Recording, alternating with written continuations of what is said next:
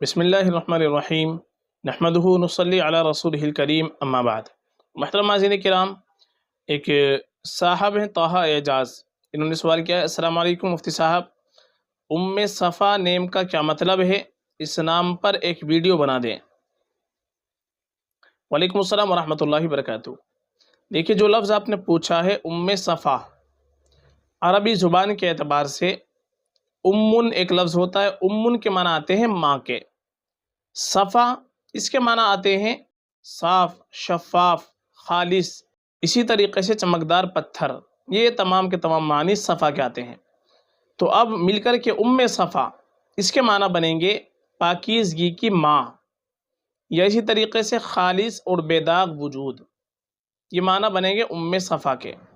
اور صفا یہ مکہ میں ایک مبارک مقدس پہاڑی کا نام بھی ہے، تو اس کی مناسبت سے بھی یہ صفا نام رکھا جا سکتا ہے۔ صفا اگر یہ نام رکھنا چاہے تو نام رکھ سکتے ہیں، معنی کے اعتبار سے کوئی مسئلہ نہیں ہے، معنی کے اعتبار سے اچھا نام ہے، یہ نام رکھا جا سکتا ہے۔ ہاں، زیادہ بہتر ہمارے لیے یہ ہے کہ ہم لڑکیوں کے نام اگر رکھنا چاہیں تو اپنے بچیوں کے نام صحابیات رضی اللہ عنہن اجمعین کے ناموں پر، ازواج مطہرات کے ناموں پر، جو نیک خواتین گزری ہیں ان کے ناموں پر رکھ لیں۔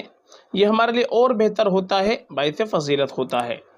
اور ماں باپ کے اوپر اولاد کا سب سے پہلا حق یہی ہے کہ ماں باپ اپنے بچوں کا اچھا نام رکھیں، اچھی نسبت سے نام رکھیں۔ تو یہ نام آپ نے پوچھا ہے صفا، یہ معنی کے اعتبار سے اچھا نام ہے، لیکن یہ دو الگ الگ لفظ ہے۔